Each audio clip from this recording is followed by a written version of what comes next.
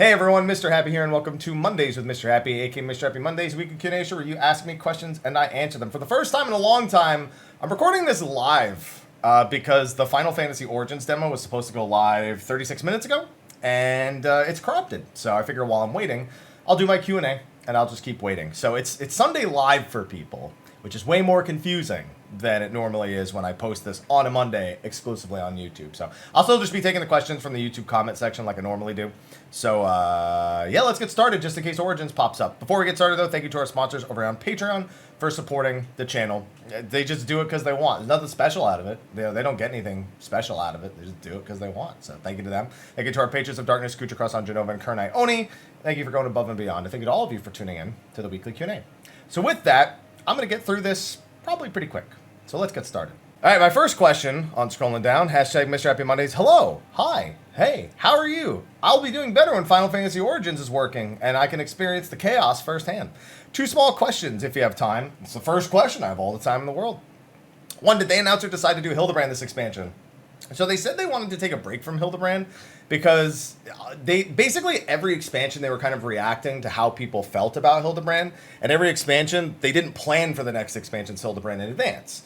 So what ended up happening is it kind of started to get almost stale. They felt like it was kind of rushed and not really fully. I guess it wasn't all it could be after the Realm Reborn Hildebrand. So they wanted to take a break from Hildebrand. They gave us a little Easter egg for him, and they said they were working on Hildebrand for 6.x. Now, whether or not they follow through with that, who knows? They even said they were working on a deep dungeon for 6.x, but we don't actually know. They actually even said they don't know if they're actually going to do one. They're just planning in case they decide to do one. So we'll have to wait and see on that. Two, if you're looking for if someone is looking to make YouTube videos, you have a video editing software you like more than others. I mean, honestly, it's just between Premiere and Sony Vegas most of the time. Premiere is a little bit less user-friendly, but has way more capabilities, whereas Sony Vegas is more user-friendly, but it's pretty basic. You can do some fancier things with it, but they always require, like, third-party tools or add-ons or more things you have to purchase. So I feel like Premiere, if you have some experience, is probably the better bet. But either way, if you're just trying to, splotch together a few basic things, it really doesn't even matter which software you use. It's really only if you want to do like cutting edge editing and like actual like professional edits and cuts and things like that, where you really need to think too much about the software. Next one, hashtag Mr. Happy Monday. Well, hi, hey, you have a pretty fun question. Okay, I'll be the judge of that. What Final Fantasy job could be added that will immediately make you switch your new job? Puppet Master. I don't even, that doesn't require a second thought. The answer is always going to be Puppet Master. Now, when it becomes a limited job, obviously I won't be swapping mains. But if it were to become a non-limited job, yeah, that'd be a pretty much instant swap, no matter what role it is, even if it was a tank. Which, quite frankly, I think would make a pretty interesting tank. You know, like Princess Peach in Smash, when she holds up Toad to block the attack, that's Puppet Master as a tank. Easy. Also, what's your favorite Final Fantasy job and how would you want it to play? I mean, I guess I just gave a pretty good example for Puppet Master. That's fine. Yeah, honestly, Geomancer is one that I really want to see envisioned. I like the idea of laying down different buffing and debuffing fields, and then having to like swap between the fields for different buffs and stuff like that. So it's a lot of area control. You start off with like not a whole lot of area control, and then you build it up, and then that makes you stronger throughout the rest of the fight. So that honestly, I think that would be my favorite thing to see envisioned, even if my favorite job is actually Puppet Master. Hashtag Mr. Happy Monday. Good morning. Hey, you know what? That counts as a hello. A good morning is just a hello in the morning. I'll take it. Do you think there's a possibility for Sage to be our first Instacast healer? No. So here's the thing. They've made it very clear in the past that anything that has no cast times all the time, they really like to weaken its capabilities overall. Now, that doesn't mean they can't give a tool, an instant casting tool or several of them to the various jobs. I mean, we see white mages talk about how their only instants are really their lilies and regens, and that can actually be kind of frustrating for keeping uptime. It's why Swiftcast Glare is such a real thing for like experienced white mages to do. Whereas you can see with like Scholar and Astra, they have better tools for actually moving around most of the time, especially more on the go. So it's really about where it fits there. But if it was all instant casts, you would probably see such quite a drastic decrease to its overall output. And we've seen historically that doing that leads to an imbalance that generally needs to be fixed. So I think that would not be a good thing for the job because it would pretty much put it on the back foot immediately. Hashtag Mr. Happy Mondays. Hello. How you doing? I'm doing all right. You doing all right? I'm doing all right. I know you really enjoyed blind progging the Savage tier. I enjoyed blind progging all Savage tiers. I assume that learning, understanding, and creating a strat to clear mechanics is the most important thing, but I'm curious, how good does your DPS need to be? Would you need to be like purple or better? No, I think most people during week 1 are not all the way up to that caliber. I mean, myself included, most of the time I'm so focused on mechanics in week 1 especially, that as much as I am outputting damage, I will always put the precedent of surviving ahead of that just to see the next mechanic. And then it really comes once you hit Enrage, you have to start really making sure you push those extra buttons, I suppose. Make sure that you're not losing time that you would otherwise lose on the boss. So, yeah, I'd say that you definitely need to be above average. You can't be like, you know, bottom of the barrel, stops pressing buttons every time the boss has a cast bar, like the people who just freeze up and cannot do more than one thing at a time. But you don't need to be the absolute most cutting edge, top orange, purple progger, you know, parser or anything like that in order to do it. The checks are strict, but they're not so strict that it's that caliber. However, the more of your players who are that caliber, the more likely you are to get a clear as soon as you're able to get to Enrage, as long as they can do mechanics. And you know what?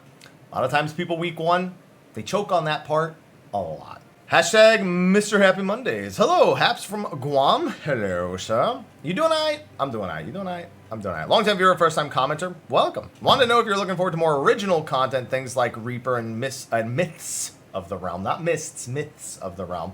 From the 14 team that doesn't draw inspiration from other games. For some reason, it doesn't let me click more here. I'm sure it extends out, and I'll actually close this and try to reopen it and see if there is more to that question. But yes, I've actually been clamoring for more original... Oh, well, now you can hear that in the back. I've been clamoring for more original content for quite some time. Even with Return... I think Return to Ivalice is, for me, the best, I guess, concept of a crossover in terms of original content.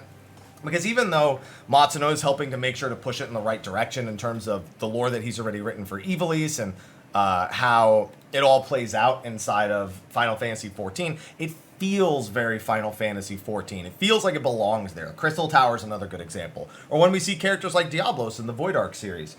I think that when I think back to all the classic Final Fantasy games, yes, obviously I remember every time they do a reference like Ifrit or Bahamut or whatever like that. But I always think back to the things that made me remember those games. You know, I think back to Sabin, you know, what's it called? Against the train. You know, why can't I remember? Suplexing a train. You know, I think back to moments like that. I think back to Final Fantasy V, my first time on the fireboat against Liquid Flame. Or I think back to Final Fantasy IV, the first time climbing the Tower of Babel. Like, I look back to those very original experiences, and that's how I tend to remember those games. And Final Fantasy XIV, while I can relate those experiences back to the original games, I always want more of that kind of experience. Like, I can look back to something like the Void Ark series, or the Shadows of Mach, or even Ozma's incorporation. The big thing is it doesn't have to be a completely original monster, but it needs to be something that's memorable for its take. Its original take on things. And we lack a lot of that in Final Fantasy XIV, so I definitely want more of that in Final Fantasy XIV. So Reaper, things like Myths of the Realm, and honestly, Myths of the Realm will probably have references to other Final Fantasy games. It's not like Final Fantasy games are always looking to reference themselves. So to think they wouldn't do that, I think would be surprising. So if I could get on the right question. Yeah, I just want to see more. More. All right, the one right below it that I kept scrolling past into it. Hashtag Mrhappy Mondays. Hi, Haps. Hey. What bosses do you hope the Dragon Song War Ultimate has? Well, I mean, we've seen the 3 bosses from the Vault, so we know those. Thornton is an obvious one. And honestly, I wanted... So Nidhogg I expect to be the 3rd phase, and I expect the final phase to be like this Thornton Nidhogg super combo with all the knights being like infected by Nidhogg and shit. Like, I don't know. I want to see some crazy like Dragon Knight imaginary bullshit for the final phase. All right, that's what I'm waiting for. So that's my prediction for the last phase is Thornton Nidhogg combined Dragon the Dragon Song Knights of the Round or some shit. Hashtag Mrhappy Mondays. Hey Haps, hope you are doing well. Thank you. Same to you. Long-time viewer, first-time asker. So I've been meaning to knock out Uka before Endwalker, but I haven't ever really raided outside my own static. That is a big undertaking, then. Let me tell you. Since some of them are not interested in doing it, I feel like I have to pug it. Okay, I'll be frank with you. It's been pugged. But bold thing to want to do. Any tips for someone trying to do this fight? I mean, just look up a guide. That's it. Like, if you're gonna pug it, do not try to blind pug it. You have to look up a guide, because you will get booted from those parties, from those prog parties, if you have no idea what even happens. Just look up Cleese's UCOB guide. Watch any UCOB resources, really, and go in prepared. That's as good as it's going to help you for pugging UCOB. Hashtag Mr. Happy Mondays. Simple lightning round question. Hello, by the way. You know, the person right above you in my comment section literally said, for all the hellos that didn't get said last week, now they got to post again, because that said for last week, now they got to worry about this week. I'm trying to cook more, but having a hard time finding good recipes. I know tastes differ by person, so searching will always be hit or miss, but what are some good recipe resources? So I follow a few chefs that I've met over the years on Twitter. Anytime they post something, as long as I feel like it's something within, I guess, what I actually have the ability to do at home, I'll almost always take an inspiration. Andy Lunique and Chef Mike, as you may know him if you've seen him from like Rooster Teeth content or stuff. I follow both of them on Twitter, and they post stuff all the time. So first of all, getting direct recommendations from chefs that you've watched or know over the years is, I'd say, the #1 place. I'd also say that getting some minor inspiration from food delivery services kind of helps. Sometimes they can just make you remember a sauce or a protein that you haven't used in a while, and then that gets you kind of going on a creative mind. And honestly, cookbooks. I don't look too much at cookbooks directly, but I do have a few. I have a couple of Italian cookbooks, and sometimes that even just makes me think of like even if I don't want to use the dish. Again, I'm just looking for ingredients I haven't used in a while. Like, for example, I haven't made gnocchi, like fresh gnocchi. I'd love to try that. I saw that in the book the other day. I did a linguine and clam a few weeks ago. I did a shrimp fra diavolo with rigatoni. You know, it's just, I just look at the different pastas and I think of the protein and I think of what ingredients go into that. Any sort of tomato sauce is super easy to make, and most white wine sauces are pretty easy to make. So then it's just combining those with a pasta and making enough for either a family or for a few days, so you can, you know, have it as a meal for a few days. So it is literally just come up with an ingredient that is the basis for what you want to do, and then just branch outward would be the #1 thing that I would recommend doing. All right, hashtag Mr. Happy Mondays. Hey, Haps, hope you and your cats are chilling. I could talk about my cats for fucking hours, but let's not do that. What do you think the devs can do to make PvP more accessible for people not in the PvPisa community? So that depends on what modes you're talking about. The feast is always going to be kind of tough because it is largely a competitive scene, but I think honestly interest in the feast, and I think this is true of arenas in general in most MMOs or any sort of actually like largely competitive mode, if people aren't hooked in your PvP in the battlegrounds, they're less likely to pursue a higher skill avenue for PvP progression. And because of that, I think Final Fantasy XIV's battleground scene is its biggest problem with the PvP scene overall.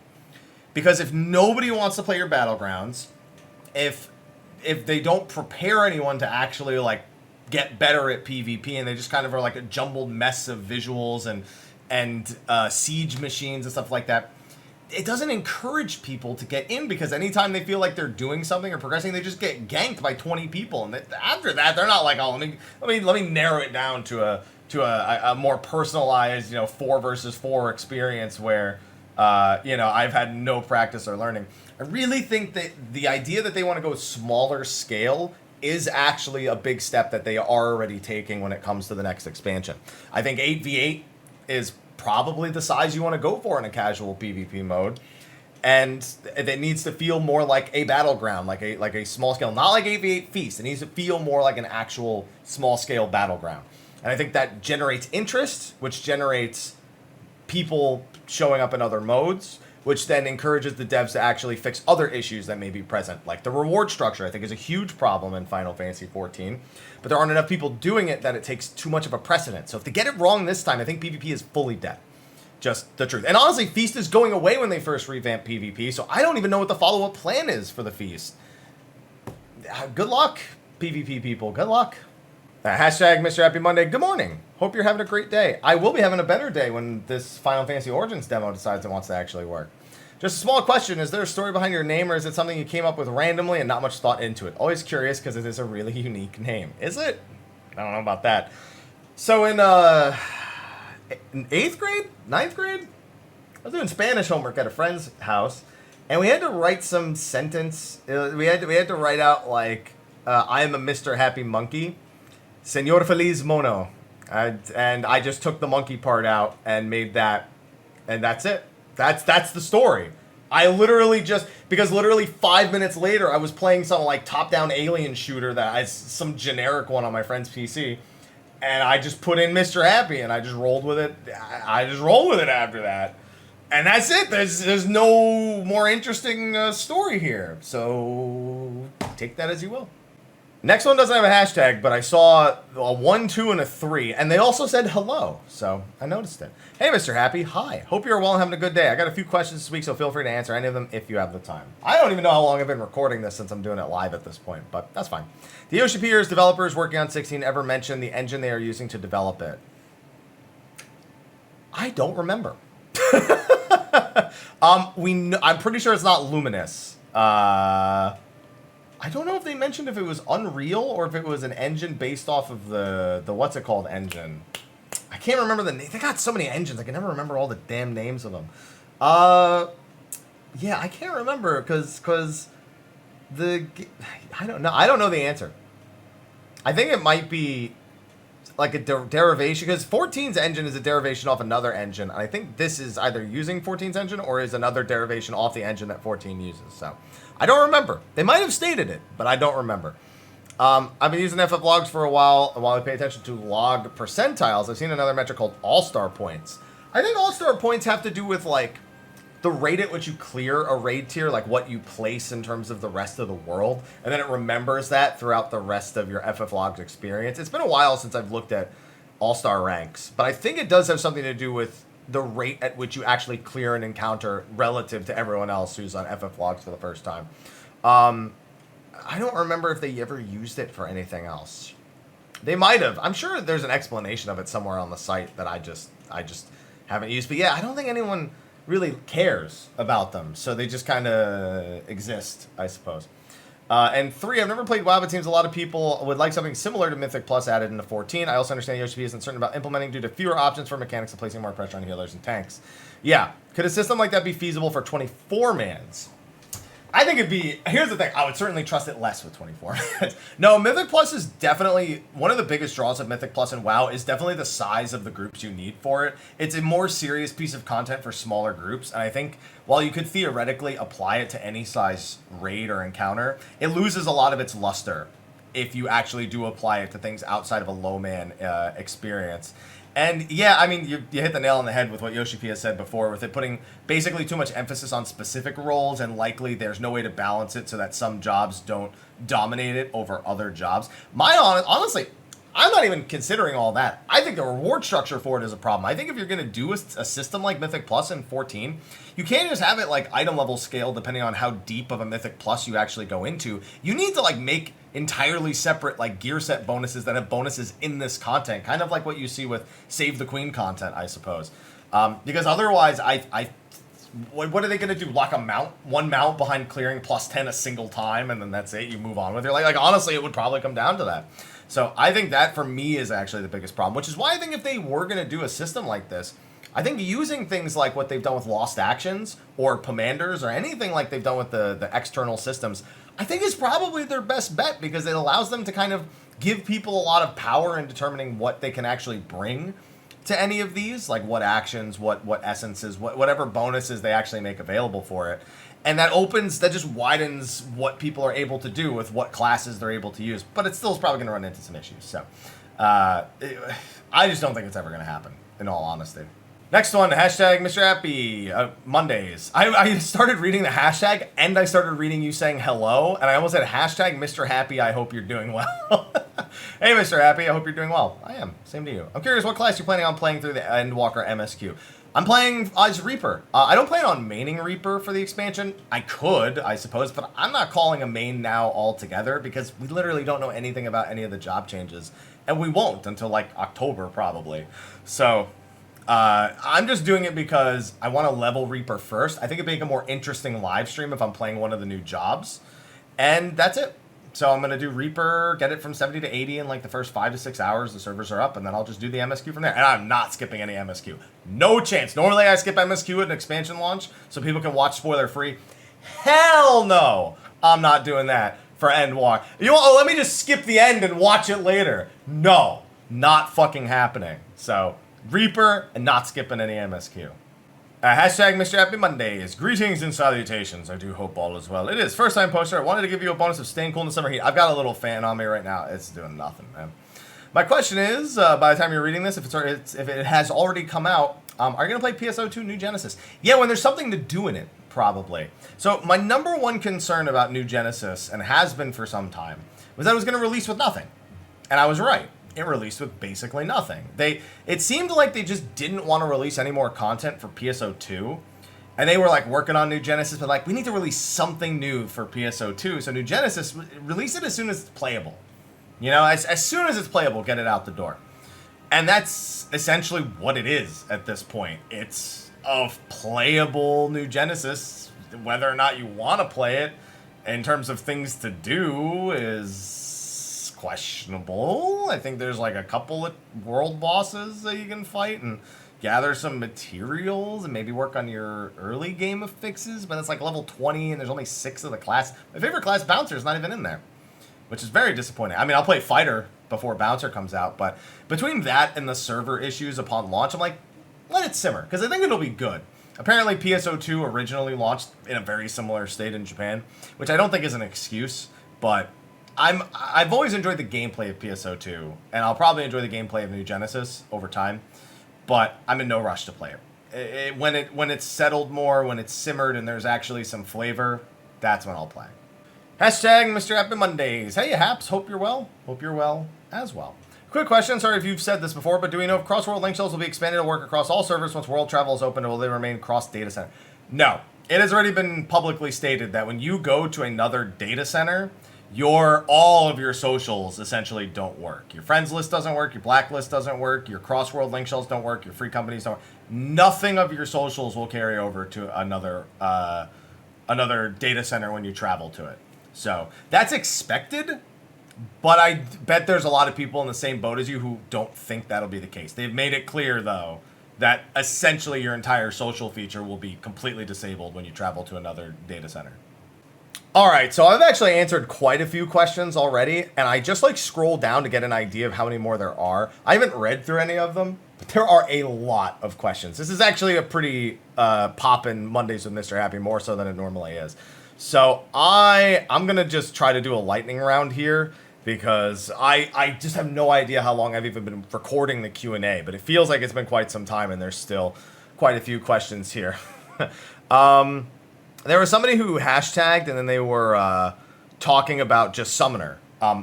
There wasn't really a question, so I couldn't really do anything with that. It was just venting about Summoner.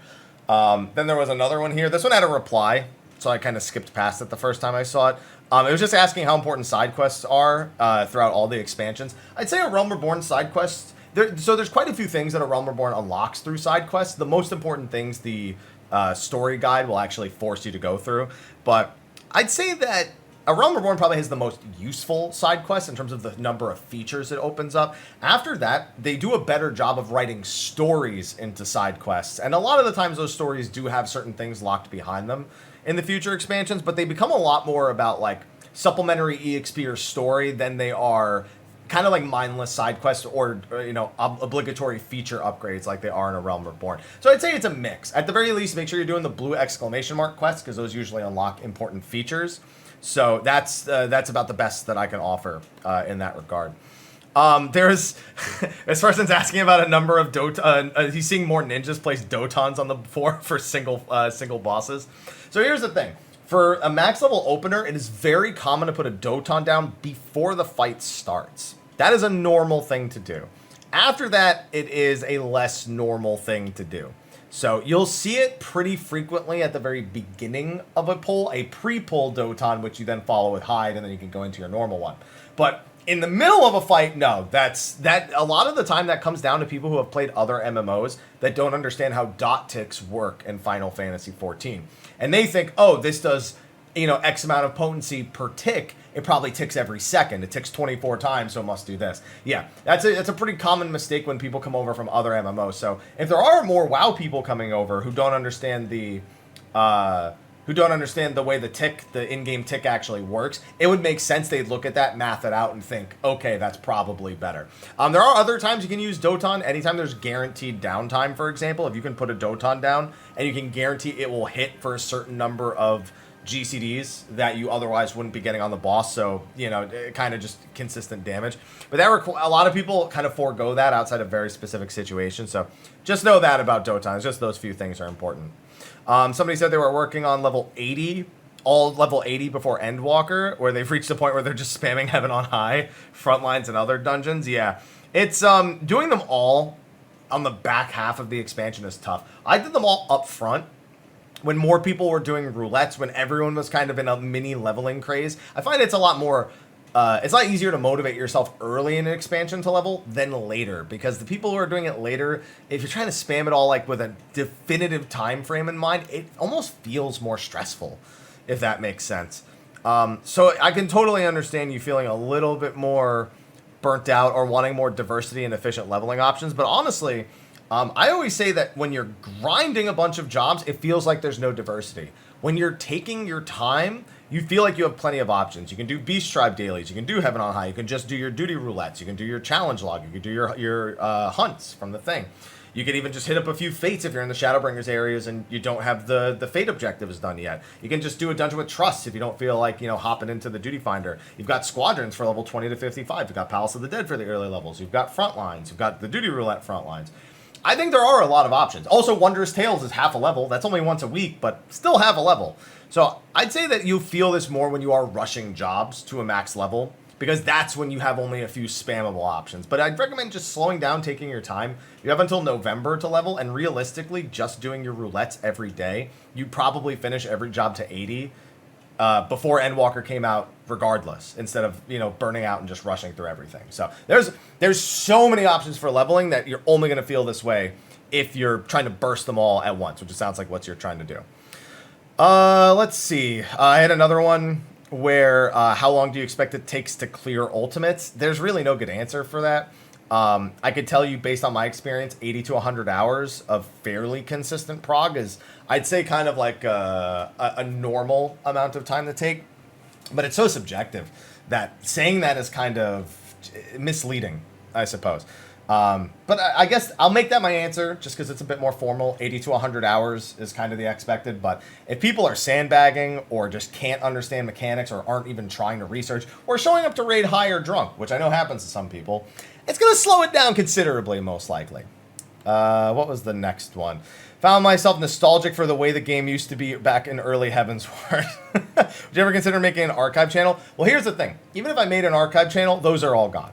There's no getting those back, those super old live streams. So if I were... I also don't like the idea of just uploading live streams. I don't mind a clip from a live stream, but a whole live stream? I don't know, that's just not a super attractive option. And I would need a whole separate channel. I wouldn't be able to do it on my main channel. It would just spam my main channel. So, probably not, personally. Probably not going to do that. Let's see. Do you think they'll do a solo instance for the actual final encounter? After you do the 8-man instance. That would be pretty cool. Almost like the end of base Final Fantasy VII. I'd imagine is something along the lines of what you're. That's not a bad idea, actually. I think the epic encounter with your friends is cool and all, but the way that Xenos and the Warrior of Light / Darkness, the way that he kind of portrays their friendship, it's not a bad idea. I would be totally okay with this. Do I think they'll do it? No, I think they really value that whole group experience for the finale, doing that last little bit with your friends. I really think they value that, but I know what, I'll take it. That's a pretty good idea. I'd support it. Let's see. 10 extra hellos. Something about a melding question. Unfortunately, I asked if you know of a guide or something. I'll give you information I can look up. I don't even remember the melding question from last week. There's melding guides all over. I'm sure I've done old melding guides, but I don't have anything off the top of my head that can actually help, I suppose. Let's see. A question with regard to the 14 engine. We've had a lot of engine-related questions. I kind of like that because I really like when people take an interest in the pros and definite cons and flaws of the Final Fantasy 14 engine with the way it was built.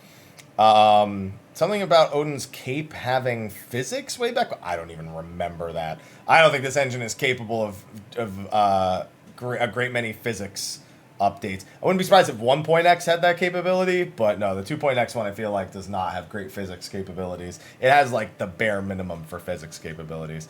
How come the native PS5 version is so iffy? I haven't played it, so I actually don't know anything about it. I couldn't answer from any sort of experience that I don't know, unfortunately. I just don't have any experience with it. What was another one? One thing for me has been annoying is a high-end raider is gearing multiple rolls up to BIS in a timely manner. Is there any changes you'd hope they make to alleviate the struggle?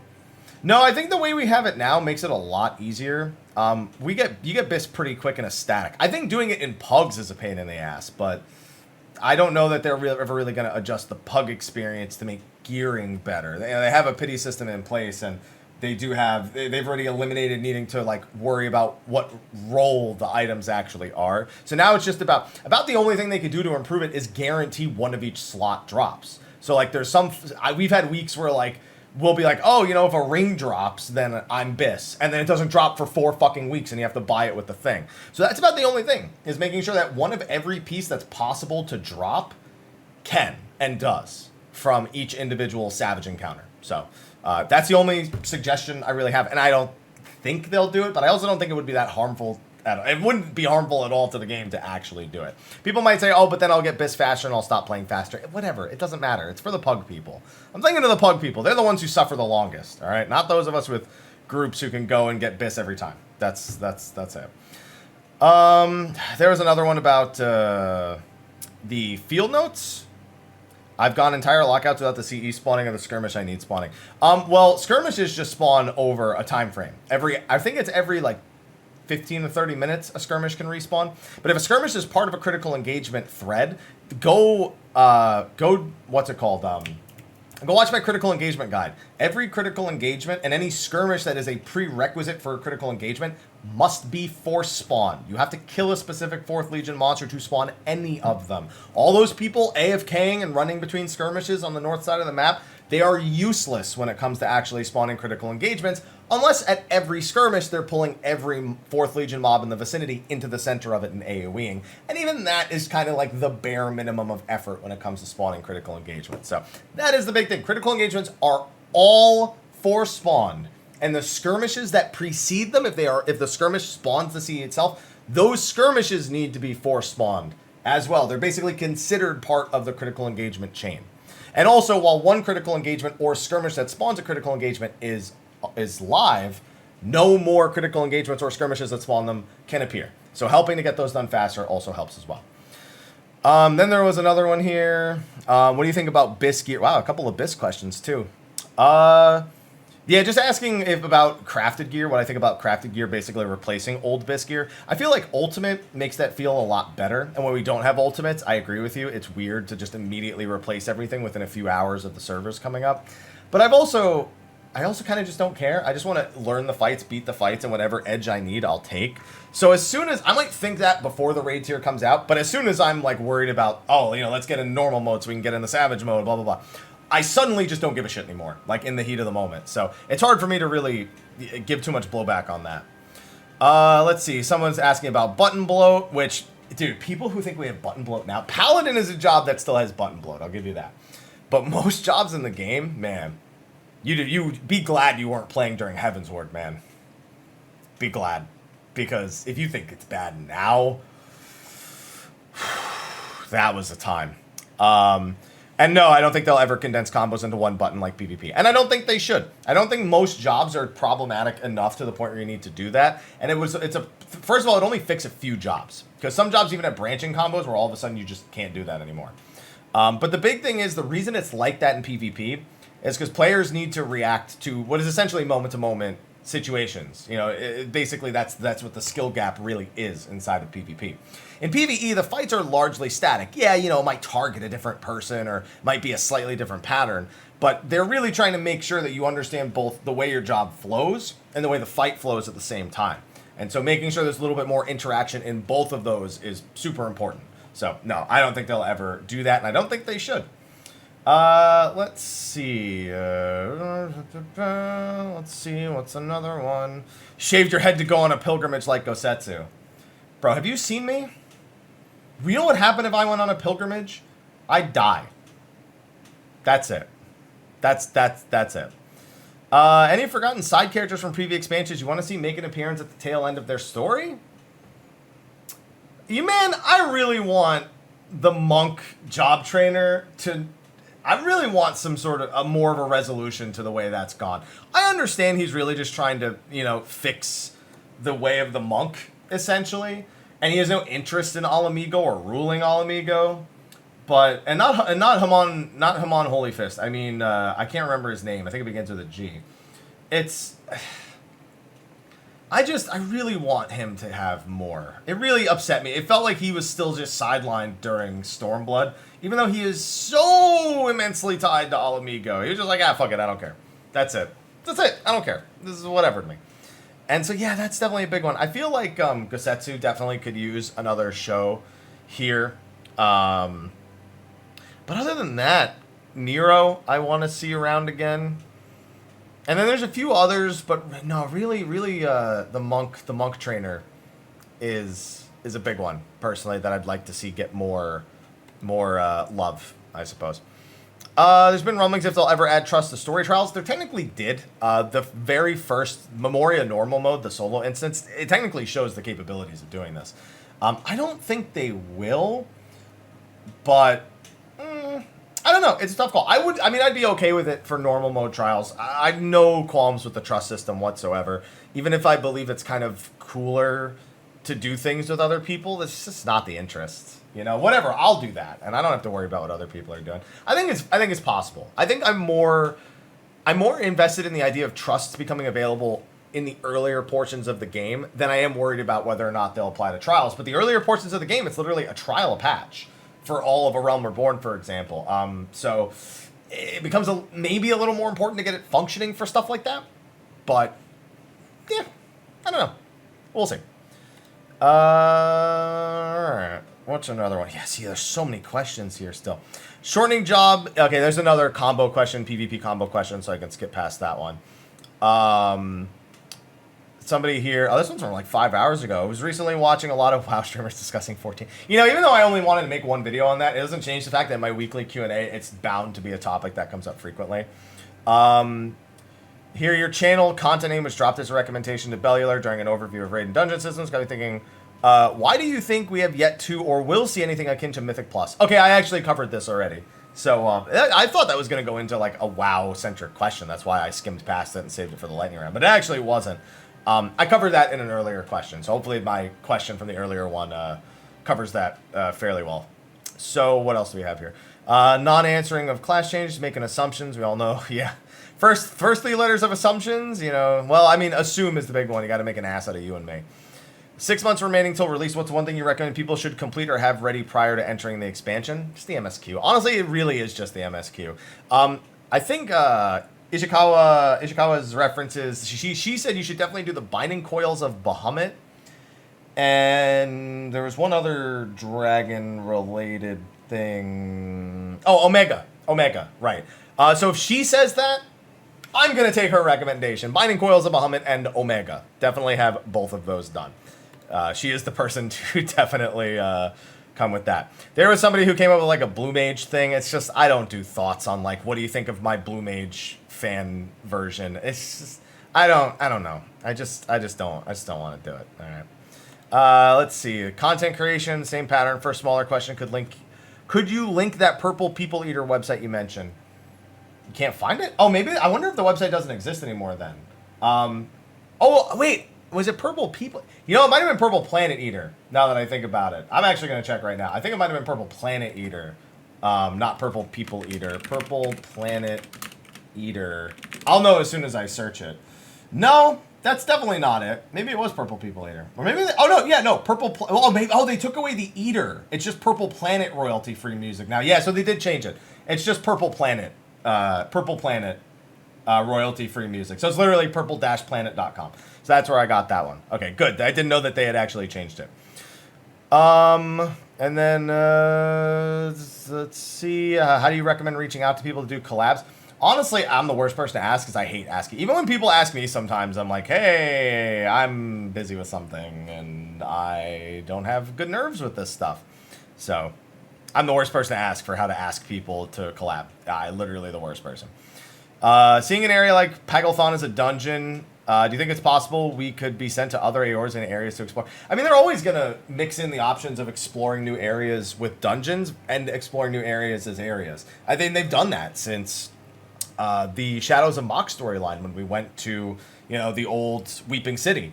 That's a huge portion of the map that we technically went to that is reserved for a 24-man. Same with some of the Evil East sections, obviously areas that we've been to out in the East. But, yeah, I mean, they're going to keep doing that. But they're also going to, of course, open up other foreign areas and zones. Like, of course, I want to go to Marasidia. What's another one? What combat style from the Final Fantasy series is in your top 2? I don't like 10-2 as a game, but, man, it plays really good. I'll give it that. As for the other one, another one probably going to surprise people. Lightning Returns, I think Lightning Returns plays fantastically. Everything else about that game is a travesty. And it's weird that the 2 games that I really don't like from any perspective other than the gameplay, I like the gameplay of. Weird, but also really true. You ever thought of entertaining the idea of inviting a non-content creator? I don't know how I'd know the person then. So, no, it's never come to mind. Let's see. Really like field notes with the background lore. Do you think this is going to become a future thing? I mean, it kind of is with the 24-man with Nier also. I'm always down for more readable lore. The answer is always yes. I don't see any reason to not have it, and especially to not have it in-game as opposed to buying, the Encyclopedia Eorzea or something like that. Do you think they'll ever make 1.0 into a single-player open-world RPG? No. No. What's the next one? All right. Let's see. What's your favorite Shadowbringers dungeon? The Twinning. That doesn't require any thought whatsoever. Any advice going into Endwalker for raiding? Get into raids as soon as possible. You want to be pugging those those actually last phase prog, but actually first mechanic prog party finders. You want in on those ASAP. So that's my only advice: is the very first raid tier, jump right in. That's when all the people who aren't experienced raiders are also trying it out for the first time. There's a lot more common ground in the party finder at that point than a week, 2, 3 weeks later. Let's see. Try convincing a few friends. None of them made it past level 20. They all seem very disinterested in the story. I want them to skip a Realm Reborn, but I don't think they should skip a Realm Reborn. Honestly, if you can't make somebody like something. I totally get when people stop playing early Final Fantasy 14 because they're not into it. If they're not into it, you're only going to make them hate it more by trying to force them to like it. So maybe if they ever were to fully revamp that, or maybe if they ever just piecemeal get through it at their own pace, they get to that next section, cool. But you can't make somebody want to play something they're not interested in. And that's kind of just something you have to accept. Yeah, early game of Realm Reborn, super slow.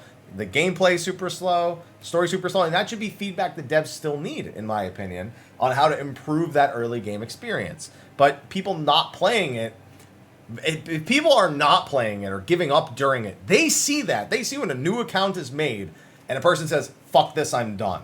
They can see that kind of stuff, and they've acknowledged stuff like that in the past. So it's actually probably better for the game if they do stop playing at that level, because that's data that fuels decisions they will make later. So I actually think it's better to not try to force them through it. And then let's see what else. So many questions. Thoughts on having achievements for clearing past raid tiers and mid-item level no echo? Yeah, I think it's cool. And more achievements is always good. More things that encourage people to go back and do things is always good. I think that's a good idea. Somebody said they want to be as vague as possible for spoiler reasons. What is up with the cutscene at the end? After you read the field notes, let's just say they don't want to have to worry about it for a little bit. And let's just focus on Endwalker. I think that's honestly what the reason is. If you're from New Jersey, and I have to ask something: pork roll or Taylor ham, hoagie or sub? Taylor ham, sub. Easy. Easy, easy, easy. Let's see. Is there a Q&A? I feel like right now healers an issue with being bored in easy content. See, the funny thing is experienced healers are bored in easy content. Have you ever seen a not good healer in easy content? It is a fucking panic show. Have you ever had that? You're just doing this, I'm like doing this dungeon for like the 20th time, the 30th time. It's the same shit over and over. And then somehow it all unravels and you have no idea how it's happening. But you can pinpoint it to one specific thing. That's why it is what it is. And yes, I agree. As somebody who also is in the same boat as like, oh yeah, whatever, dungeon, boring, blah, blah, blah, blah, blah.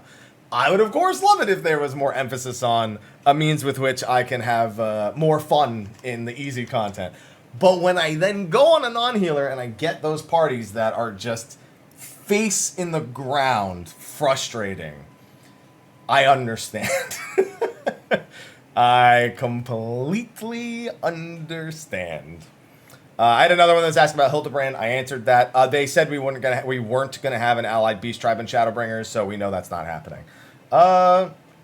Then this, somebody asking about the end of the Save the Queen series. I just mentioned that in the previous question. I don't want to get too much into spoilers.